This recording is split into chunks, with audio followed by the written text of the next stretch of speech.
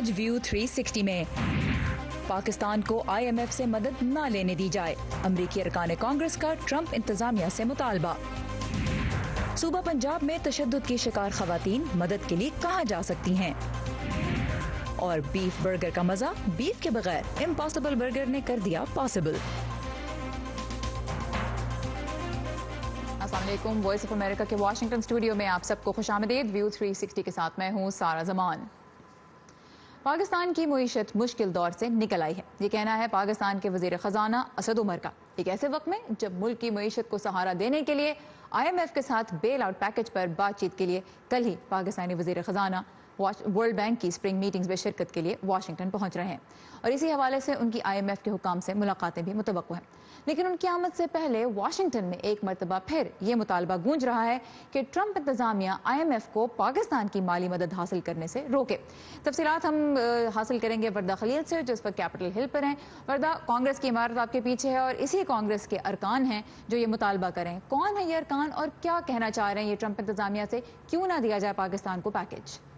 जी सारा, अमरीकी कांग्रेस के 3 अरकान ने वज़ीर ख़जाना, अमेरिका के वज़ीर ख़जाना स्टीव मनुचिन, अमेरिका के वज़ीर ख़ारजा माइक पॉम्पियो को एक ख़त लिखा है। उसमें उन्होंने कहा है कि अगर IMF ने पाकिस्तान को किसी भी किस्म का अगर कोई कर्जा दिया तो पाकिस्तान इसे चीन के से लिए गए कर्जे को उतारने के लिए इस्तेमाल कर सकता है।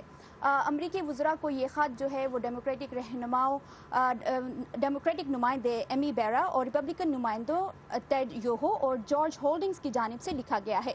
ख़त में ट्रंप इंतजामिया पर जोर दिया गया है कि वो पाकिस्तान और IMF के दरमियान किसी भी मुमकिना बेल आउट पैकेज की मुखालफत करे, क्योंकि पाकिस्तान चीन के साथ इकनॉमिक कॉरिडोर के लिए गए चीन के 62 अरब डॉलर के कर्जे तले दबा हुआ है और मुमकिन है कि पाकिस्तान IMF से कर्ज की रकम को चीनी कर्ज की अदायगी के लिए इस्तेमाल करे। इससे पहले ऐसी ही वार्निंग अमरीकी वज़ीर ख़ारजा माइक पॉम्पियो की जानिब से गुज़िश्ता साल भी IMF को दी गई थी। अमरीकी कानूनदानों ने मज़ीद खदशात का इजहार करते हुए कहा है कि चीन की जानिब से लिए गए इस कर्जे पर आयद शराइत और वापसी के तरीक़ेकार को शफाफ नहीं रखा गया। यहाँ ये वाज़िया करना ज़रूरी है कि ख़त लिखने वाले अमरीकी कानून साजों में 2 कांग्रेस में इंडियन कॉकस से मुंसलिक हैं और साथ ही आलमी बैंक ने एक खदशे का इजहार किया है कि पाकिस्तान में आइंदा 2 साल तक इक़्तिसादी तरक्की में कमी और कर्जों में इजाफे का रुझान देखा जा सकता है। राइट, तो एक तरफ पाकिस्तान की माशी मुश्किलात अपनी जगह है, दूसरी जानब हम ये देख रहे थे कि वाशिंगटन में ये आवाज़ें उठ रही हैं कि पाकिस्तान को जिस माली इमदाद की ज़रूरत है IMF की जानिब से वो उसे ना दी जाए। बहुत शुक्रिया वर्दा खलील हमारे साथ ही कैपिटल हिल से। तो अमरीकी अरकान कांग्रेस क्यों ट्रंप इंतजामिया से मुतालबा कर रहे हैं और क्या इसका असर IMF और पाकिस्तान के दरमियान मुज़ाकरात पे भी पड़ सकता है, इसी बारे में हम बात करेंगे वाशिंगटन के तहकीकी इदारे केटो इंस्टीट्यूट से मुंसलिक तज्ज़ियाकार सहर खान से। सहर, वेलकम टू व्यू 360। अब पाकिस्तान और चाइना दोनों इस तरह के दावों को मुस्तरद कर चुके हैं माजी में, जिस किस्म के दावे इस खत में किए हैं अमरीकी अरकान कांग्रेस ने कि एक तो चीन की जो कर्जा देने के जो तरीके हैं उनके बारे में भी, इन प्रोजेक्ट्स की शफाफियत के बारे में, और पाकिस्तान इन पैसों को किस काम के लिए इस्तेमाल करेगा, ये सारे ऐसे दावे हैं जिनको पाकिस्तान और चाइना दोनों मुस्तरद कर चुके हैं। आपकी नज़र में क्या वजह है कि दोबारा ऐसी आवाज़ें वाशिंगटन में उठ रही हैं? अब देखिए, सबसे पहली बात यह है कि जो CPEC के जो पैसे हैं वो बहुत ज़्यादा मसाइल हैं पाकिस्तान के लिए और बहुत ज़्यादा पैसे हैं, और चीन का हम लोग एक पैटर्न देख चुके हैं कि वो जो हैं वो कर्जे देते हैं और प्रेडेटरी लोनिंग जिसको कह रहे हैं। तो अमेरिका प्रेडेटरी लोनिंग के बारे में बहुत ज़्यादा परेशान है। लेकिन जहाँ तक ये बात है कि भाई IMF के पैसे कैसे इस्तेमाल किए जाएंगे, मेरे ख्याल में पाकिस्तान को CPEC के लोन्स के अलावा जो उसकी स्ट्रक्चरल एडजस्टमेंट्स जिसको अपनी इकानमी में करने वो ज़्यादा अहमियत रखते हैं CPEC के लोन्स के मुकाबले में। यानी गवर्नमेंट के खर्चात बहुत ज़्यादा हैं, टैक्स रेवेन्यू कलेक्शन के कोई एज सच प्रॉपर रेवेन्यू नहीं है, और फिर हम ये भी देख रहे हैं आहिस्ता आहिस्ता के फाइनेंशियल मार्केट्स और ट्रेड मार्केट्स लिबरलाइज नहीं हो रहे। और फिर पाकिस्तान का एक और सबसे बड़ा मसला ये है कि क्योंकि सिक्योरिटी सिचुएशन की वजह से कि पाकिस्तान के ऊपर इल्ज़ाम है कि वो दहशतगर्दों को स्पॉन्सर करते हैं या जो लॉ एंड ऑर्डर सिचुएशन है वो बहुत कमज़ोर है, उसकी वजह से फॉरेन इन्वेस्टर्स जो हैं वो इन्वेस्ट नहीं कर रहे। तो ये जितने भी मसाइल हैं, IMF, मेरे ख्याल में इमरान खान की हुकूमत को IMF के पैसे जो बेल आउट मिलेगा उसको इन कामों में इस्तेमाल ज़्यादा करने चाहिए CPEC के मुकाबले में। अच्छा, 2 सवाल इसमें से निकलते हैं। एक तो ये आपने कहा कि अमेरिका को कंसर्न है कि चाइना की लेंडिंग प्रैक्टिसेस क्या हैं, तो एक तो मैं ये जानना चाहूँगी कि ये क्या पाकिस्तान का और चाइना का आपस का मामला नहीं है, और दूसरा सवाल ये भी इसमें से निकलता है कि पाकिस्तान جس پروجیکٹس کے لیے یہ استعمال کر رہا ہے، کیا اس کے بارے میں پاکستان سے IMF نے انفیکٹ سوال تو کیے ہیں کہ جو سی پیک ہے اس کے بارے میں ڈیٹیلز دی جائیں، اور پاکستان نے وہ ڈیٹیلز دی بھی ہیں، تو کیا اب یہ سوال کس حد تک ریزنیبل ہے کہ شفافیت نہیں ہے، دنیا کو نہیں پتا، پاکستان میں بھی شہریوں کو نہیں پتا ایگزیکٹلی کہ سی پیک کی ڈیٹیلز کیا ہیں، لیکن پاکستان نے IMF کے ساتھ تو بہت کچھ شیئر کیا ہے؟ دیکھیں بات یہ کہ بے شک پاکستان اور چین کا آپس کا معاملہ ہے، لیکن آپس کا معاملہ ذرا ختم ہو جاتا ہے جب آپ کسی NGO کے پاس جائیں یا آپ کسی تھرڈ پارٹی انسٹیٹیوشن کے پاس جائیں ان سے پیسے لینے کے لیے، اور جہاں پہ جیسے فار ایگزامپل پاکستان اب IMF کے پاس آیا ہے اپنے اکانومی کو بیل آؤٹ کرنے کے لیے، تو بات یہ کہ چین اور پاکستان کی بے شک آپس کا معاملہ ہے، لیکن جب تھرڈ پارٹیز انوالو ہو جاتے ہیں تو پھر ذرا انٹرنیشنل اسکروٹنی کی ضرورت ہوتی ہے. اور پھر جہاں تک یہ بات ہے کہ پاکستان نے بہت زیادہ شیئر کیا IMF کے ساتھ، آئی تھنک بہت ضروری ہے کہ پاکستان جتنا ٹرانسپیرنٹ ہو سکتا ہے، یعنی جتنا پاکستان کو معلوم ہے سی پیک کے بارے میں وہ IMF کے ساتھ شیئر کرے، کیونکہ ابھی پاکستان میں بہت بڑا کرائسس ہے جو سی پیک سے بھی زیادہ بڑا ہے میرے خیال میں.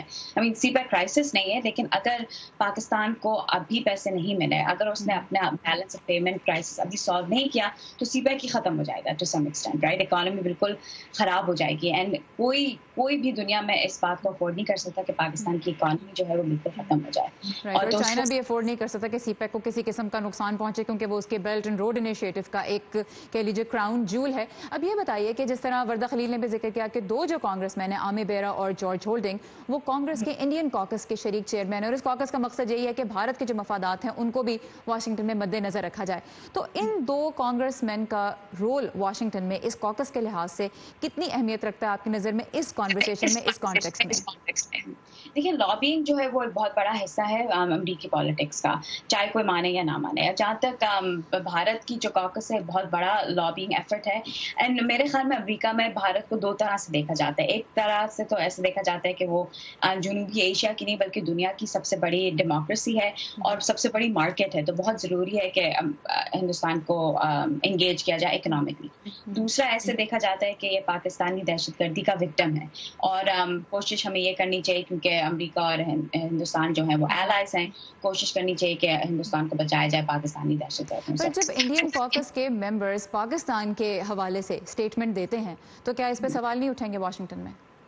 آف کورس بالکل اٹھیں گے، اور آئی تھنک یہ تو ایک ہمیشہ اس طرح کے سوال اٹھتے ہیں کہ بھئی ہندوستان جو ہے وہ کیوں دخل اندازی کر رہا ہے US اور پاکستان کے ریلیشنز کے درمیان. بات یہ ہے کہ دیکھیں انڈین کاکس ہے بہت بڑا، بہت طاقتور ہے، آف کورس وہ چاہتے ہیں کہ امریکہ کا جو فوکس ہے جب وہ جنوبی ایشیا کی طرف ایک تو بہت کم جاتا ہے، اینڈ اگر جائے جنوبی ایشیا کی طرف تو ہمیشہ ہندوستان کی طرف جائے، اور ایسے جائے کہ ہندوستان کے انٹرسٹس مینٹین ہو. اور ابھی فی الحال ہندوستان اور پاکستان، جیسے آپ کو بھی معلوم ہے، پوری دنیا کو معلوم ہے، حالات کافی خراب ہیں. ابھی کچھ چند ہفتے پہلے ایک جنگ بھی ہونے والی تھی، تو ہمیشہ ہندوستان جو ہے وہ چاہتا ہے کہ پاکستان کو ایک ایسے نظر سے دیکھا جائے کہ وہ دہشت گردی کے نظر سے دیکھا جائے یا کاؤنٹر ٹیررزم کی نظر سے دیکھا جائے. وہ کچھ اور نہیں چاہتے ہیں انفارچونیٹلی، اینڈ کیونکہ لابنگ ایفرٹس DC میں اتنے طاقتور ہیں ہندوستان کے، اس طرح کا نیریٹو مینٹین رہ رہا ہے. Alright, thank you very much سار خان، کیٹو انسٹیٹیوٹ سے منسلک تجزیہ کار ہمارے ساتھ ہی. بہت شکریہ آپ کے وقت کا. شکریہ. وائٹ ہاؤس کی جانب سے سخت دباؤ کا سامنا کرنے کے بعد اب امریکی محکمہ برائے داخلی سلامتی کی سربراہ کرسٹن نیلسن اپنے عہدے سے دستبردار ہو گئے ہیں. امریکہ اور میکسیکو کی سرحد پہ تارکین وطن کے بحران کے حل سے متعلق کرسٹن نیلسن کی کارکردگی سے صدر ٹرمپ مطمئن نہیں تھے. نیلسن کو سرحد پر غیر قانونی تارکین وطن کے بچوں کو والدین سے علیحدہ کرنے کی پالیسی پر بھی عوامی حلقوں میں سخت تنقید کا سامنا تھا. صدر نے ان کی دستبرداری کا اعلان ٹویٹر پر ایک پیغام میں کیا. وہ اس عہدے پر 16 ماہ فائز رہیں. 2 سالوں کے دوران صدر ٹرمپ کی انتظامیہ سے تعلق رکھنے والے تقریباً 30 افراد اب تک اپنے عہدوں سے الگ ہو چکے ہیں. شام میں داعش کے زیر قبضہ تمام علاقہ چھڑانے کے بعد اب مقامی فورسز کے لیے ایک بڑا چیلنج ہے وہ جنگجو جو دنیا کے دوسرے ملکوں سے داعش کے ساتھ مل کر لڑنے کے لیے وہاں آئے تھے. انہیں اور ان کے خاندانوں کو شام میں ابو الہول نامی کیمپ میں رکھا جا رہا ہے. International committee of Red Cross کے ایک اعلیٰ عہدیدار نے وائس آف امریکہ سے بات کرتے ہوئے تمام ملکوں پر زور دیا ہے کہ وہ ان جنگجوؤں اور ان کے خاندانوں کے مستقبل کے بارے میں جلد کوئی حکمت عملی ترتیب دیں، کیونکہ ابو الہول کیمپ کے حالات بد سے بدتر ہو رہے ہیں. شمال مشرقی شام میں عراقی سرحد کے قریب الہول کیمپ تقریباً 5000 لوگوں کے لیے بنایا گیا ہے، لیکن یہاں 80,000 سے زیادہ افراد نے پناہ لے رکھی ہے. ان میں سے بیشتر عورتیں اور بچے ہیں۔ ان میں سے اکثریت داعش سے منسلک جنگجوؤں کے خاندان کے افراد کی ہے، جو دسمبر میں اس وقت یہاں آنا شروع ہوئے تھے جب شام کے بقیہ حصے کو داعش سے آزاد کرانے کے لیے جنگ میں شدت آ گئی تھی۔ ریڈ کراس کی بین الاقوامی کمیٹی کے سربراہ پیٹر مورر نے حال ہی میں کیمپ میں پناہ لینے والے افراد سے ملاقات کی۔ اس کیمپ کے حالات انتہائی مشکل ہیں۔ یہاں بہت زیادہ لوگ ہیں اور انہیں خوراک، پناہ، طبی امداد، پانی اور سینیٹیشن کی بنیادی سہولتیں فراہم کرنا بہت مشکل ہے۔ امدادی تنظیموں اور مقامی انتظامیہ پر بہت بوجھ پڑ گیا ہے۔ ہم نے امدادی کاموں میں اضافے کی ہر ممکن کوشش کی ہے۔ کیمپ میں موجود بیشتر لوگ شامی اور عراقی شہری ہیں، لیکن تقریباً 10,000 لوگ ایسے بھی ہیں جو دوسرے ملکوں کے شہری ہیں۔ انسانی ہمدردی کی بنیاد پر کام کرنے والے لوگوں کو بالخصوص ان ہزاروں بچوں کے بارے میں تشویش ہے جن میں سے سینکڑوں ایسے ہیں جن کی دیکھ بھال کرنے والا کوئی بالغ شخص موجود نہیں ہے۔ اس کیمپ میں موجود افراد میں 2/3 12 سال سے کم عمر کے بچے ہیں۔ انہیں داعش کے زیر سایہ یا ان کیمپوں میں رہنے کے سوا کوئی حقیقت معلوم نہیں۔ یہ بہت ضروری ہے کہ ان کے ملک انہیں واپس لیں اور ان بچوں کے مستقبل کے بارے میں بھی کچھ سوچیں جن کے ساتھ کوئی بڑا نہیں۔ انہوں نے مزید کہا کہ بچوں کو ان کے متعلقہ ملکوں کو واپس بھیجنا، خاص کر انہیں جن کے ساتھ اور کوئی نہیں ہے، بین الاقوامی ریڈ کراس کی اولین ترجیح ہے۔ بعض ملکوں نے بڑی تعداد میں بچوں اور عورتوں کو واپس لے لیا ہے، جبکہ بعض ممالک ایسا کرنے سے گریز کر رہے ہیں۔ میں مشکلات سمجھ سکتا ہوں، لیکن میں ان سب پر زور دوں گا جن کے شہری ان کیمپوں میں ہیں کہ ان کا بوجھ صرف مقامی انتظامیہ، عراقی حکومت اور کرد انتظامیہ پر نہ ڈالیں، بلکہ اس مسئلے کی فکر کریں اور اس کا حل ڈھونڈیں۔ افغانستان اور عراق کے حالیہ تنازعات میں بہت سے غیر ملکی جنگجو تھے، مگر ان کے ساتھ ان کے اہل خانہ نہیں تھے۔ اب بین الاقوامی برادری کے لیے لازم ہے کہ وہ سیاسی عزم اور سرمایہ کا بندوبست کریں تاکہ ایک منصفانہ اور قانونی حل تلاش کیا جا سکے اور اس پر عمل درآمد کیا جا سکے۔ اس وقت تک الہول کیمپ میں مقیم ہزاروں افراد کا مستقبل غیر یقینی کا شکار رہے گا۔ مارگریٹ بشیر کی رپورٹ کے ساتھ Aman Azhar, voice of America. Pakistan سمیت دنیا کے مختلف حصوں میں رونما ہونے والے اہم واقعات کی تفصیل آپ کو ملے گی ہماری ویب سائٹ urduvoa.com پر۔ اس کے علاوہ آپ آ سکتے ہیں facebook.com/VOA اردو کے پیج پہ، جہاں آپ کو خبروں کے ساتھ ساتھ فیس بک لائیو نیوز بلیٹنز، انٹرویوز اور دلچسپ ویڈیو بلاگز بھی ملیں گے۔ وائس آف امریکہ کی اسپیشل رپورٹ۔ اب ایک آدمی ایک مقاؤ رقم جیب میں رکھ کے لے کے جائے گا لینے کے لیے، پتہ لگے گا میڈیسن نہیں آ رہی۔ State of health. میری اماں کا اٹیک ہوا تھا فالج کا، ویل چیئر آپ نے دیکھی تھی، چلنے کی قابل ہی نہیں تھی۔ پاکستان میں نظام صحت کی صورتحال کا جائزہ۔ ڈیلیوری کیسز آتے تو وہ بھی اپنے آپ اپنی مدد آپ ہی جاتے ہیں، تو ایمبولینس نہ ہونے کے برابر ہے۔ یہ ڈیٹا 100% صحیح پوری دنیا میں کہیں بھی نہیں ہو سکتا۔ پروگرام ویو 360 میں دیکھیے ویو 360 پیر سے جمعہ شام 7:30 بجے آج نیوز پر۔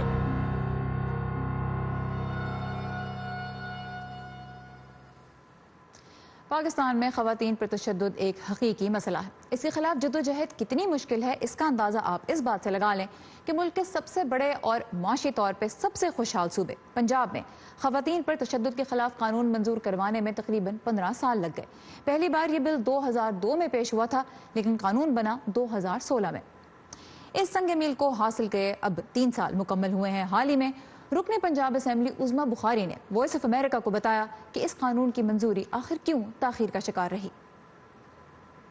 2002 میں پہلی دفعہ ہم نے ڈومیسٹک وائلنس کا بل جو ہے وہ اس وقت اسمبلی میں پریزنٹ ہوا تھا، وہ پاس نہیں ہو سکا تھا۔ 5 سال اسٹینڈنگ کمیٹی میں رگڑے کھاتا رہا وہ بل اور وہ پاس نہیں ہو سکا۔ اس وقت ہمارا مذاق اڑایا گیا ہمارے میل کلیگز کی طرف سے بھی، اور اس میں کہا کہ یہ کیا بات ہوئی، یہ اب کیا کرنے جا رہے ہیں، یہ تو میاں بیوی کا آپس کا معاملہ ہوتا ہے۔ تو پھر میں نے جیسے کہا کہ ہمیں 15 سال لگے سوسائٹی میں یہ ڈیولپ کرنے میں اور یہ سمجھانے میں کہ عورت پہ ہاتھ اٹھانا میاں بیوی کا آپس کا معاملہ نہیں ہوتا ہے۔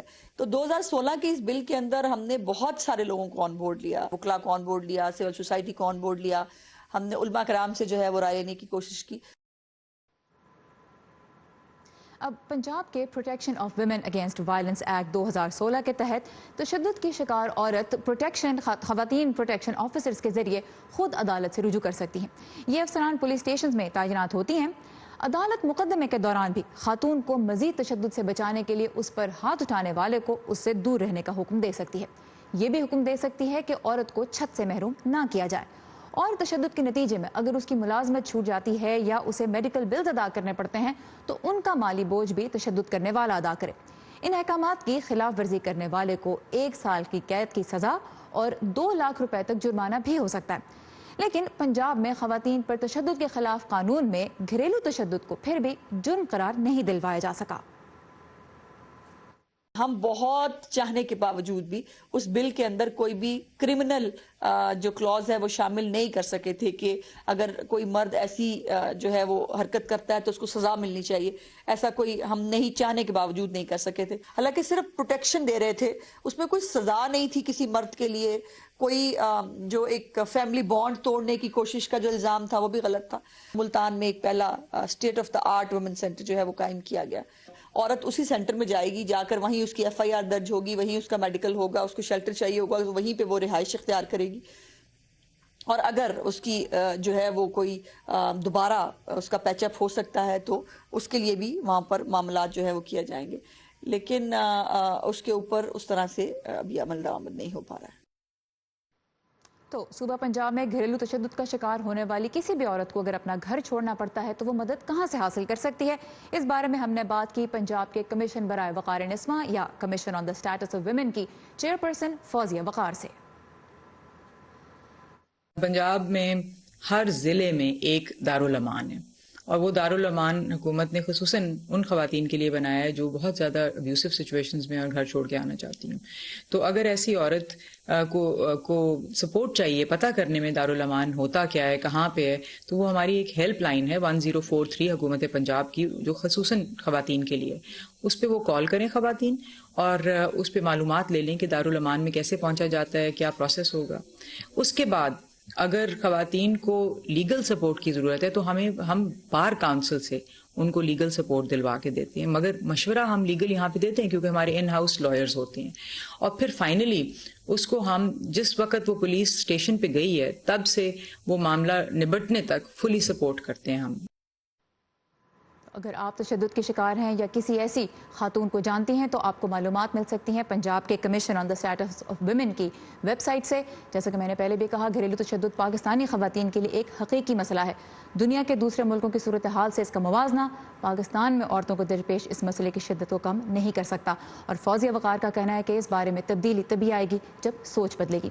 आने वाले दिनों में हम व्यू 360 में आपको ये भी बताएंगे कि पाकिस्तान के दीगर सूबों में तशद्दुद की शिकार ख़वातीन को कहाँ और कैसे मदद मिल सकती है। ताज़ा तरीन खबरें, अहम वाक़यात, ऑडियो वीडियो रिपोर्ट्स और तज्ज़िये देखने, सुनने और पढ़ने के लिए डाउनलोड कीजिए VOA उर्दू की नई ऐप। खबरें अब हर वक्त आपकी मुट्ठी में।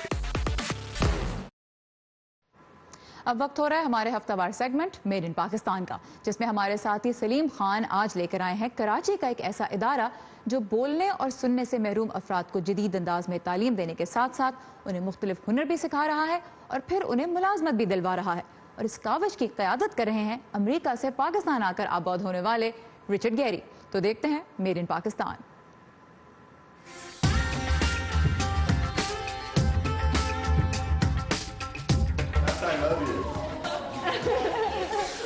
रिचर्ड गैरी 36 साल पहले अपनी अहलिया के साथ अमेरिका से पाकिस्तान आए। इनके वालिदैन अमेरिका में स्पेशल बच्चों की फलाह बहबूद के लिए काम करते थे। अपने वालिदैन के नक्शे कदम पर चलते हुए रिचर्ड ने पाकिस्तान में सुनने और बोलने की सलाहियत से महरूम अफराद को तालीम के जेवर से आरास्ता करने के लिए 1984 में फैमिली एजुकेशनल सर्विसेज फाउंडेशन की बुनियाद रखी। मैंने बहुत छोटी सतह पर सुनने और बोलने से महरूम बच्चों के लिए स्कूल खोला था। मेरे पास एक कमरे का स्कूल होता था जिसमें 10 से 15 बच्चे होते थे। आज यहाँ 225 से ज्यादा बच्चे तालीम हासिल कर रहे हैं, जिन्हें हम ट्रांसपोर्ट भी देते हैं ताकि वो स्कूल आ सकें। कराची में वाक़े इस स्कूल में तालिबे इल्मों को मॉन्टेसरी से लेकर बैचलर की सतह तक इशारों की ज़बान और वीडियोस के जरिए पढ़ाया जाता है। पढ़ाई के अलावा इन अफराद को मुख्तलिफ हुनर भी सिखाए जाते हैं। ये इदारा ग्रेजुएट करने वाले नौजवानों को रोजगार भी फराहम करता है ताकि ये किसी पर बोझ ना बने। हम मुलाजमत दिलाने का एक बहुत मुतहरिक प्रोग्राम चला रहे हैं। हमने कॉरपोरेट सेक्टर में तकरीबन 1000 नौजवानों को मुलाजमतें दिलाई हैं। KFC के 7 रेस्टोरेंट्स कुव्वते समात से महरूम लोग चला रहे हैं। گل احمد ٹیکسٹائل کے ساتھ تعاون سے 100 سے زائد ڈیف لوگ ملازمت کر رہے ہیں۔ قوت سماعت اور گویائی سے محروم افراد اور ان کے اہل خانہ ایک دوسرے سے بآسانی بامعنی گفتگو کر سکیں، اس کے لیے رچرڈ گیری اور ان کی کریٹو ٹیم نے ملک میں پہلی بار Pakistan sign language online dictionary اور اسی نام سے ایپ متعارف کرائی ہے، جس میں 7000 الفاظ شامل ہیں۔ Sign language is the native language of a deaf child. Sign language وہ زبان ہے جس میں بہرا بچہ بات چیت کرتا ہے۔ یہ زبان ہر ملک میں الگ الگ ہے۔ آنے والے دنوں میں فیملی ایجوکیشنل سروسز فاؤنڈیشن کے ذریعے وچرڈ نوجوانوں کے لیے ماسٹرز کی سطح کا تعلیمی پروگرام شروع کرانے کا ارادہ رکھتے ہیں۔ Saleem Khan, Voice of America, Karachi. اور اب کچھ مزیدار۔ دنیا کے مختلف ملکوں میں جو لوگ اچھی صحت کے لیے گوشت کا استعمال ترک کر رہے ہیں، انہیں بھی وہ کھانے اور وہ مزہ پھر بھی چاہیے جو صرف گوشت سے ہی ملتا ہے، اور اب یہ شاید ناممکن بھی نہیں رہا۔ انٹرنیشنل ریسٹورنٹ چین برگر کنگ نے گوشت کا متبادل تیار کرنے والی کمپنی امپاسبل فوڈز کے ساتھ مل کے متعارف کرایا ہے امپاسبل برگر۔ یہ ہے کیسا؟ آئیے دیکھتے ہیں۔ مقبول امریکی fast food chain Burger King نے اپنا نباتاتی اجزاء سے بنا برگر اس ہفتے متعارف کرایا۔ اس کے ساتھ ہی اپریل فول کے آئیڈیا پر بنا ایک ویڈیو اشتہار بھی نشر کیا گیا، جس میں گاہک فرق محسوس کیے بنا بغیر گوشت کے برگر کھا رہے ہیں۔ سلیکن ویلی میں واقع امپاسبل فوڈز کمپنی کچھ عرصے سے برگرز کے لیے ویجیٹیرین کباب بنا رہی ہے۔ اس کے چیف ایگزیکٹو پیٹ براؤن کہتے ہیں کہ بڑے پیمانے پر گوشت کی پیداوار کے ماحول دوست نہ ہونے کے حوالے سے آگہی بڑھ رہی ہے۔ زیادہ صحت بخش، مزیدار اور ماحول دوست مصنوعات کی مانگ میں بڑا اضافہ ہوا ہے، اور جب یہ شروع ہوا تھا، اسے دیکھتے ہوئے آج اس مانگ کو پورا کرنے کے لیے ہونے والے کام کو دیکھنا بہت حیرت انگیز ہے۔ سوال یہ ہے کہ کیسے گوشت پسند کرنے والوں کو ان ذائقے دار گائے کے گوشت کے برگر سے ہٹایا جائے جس کے وہ عادی ہو چکے ہیں۔ اس میں انہوں نے ہیم نامی جینیاتی طور پر تبدیل کیے گئے ایسے خمیر کو استعمال کیا ہے جس کی وجہ سے نہ صرف کباب سے گوشت کی طرح خون بہتا ہے بلکہ اس کا مزہ بھی گوشت جیسا ہے، تاہم یہ کباب گرل کرتے وقت ٹوٹ جاتے تھے۔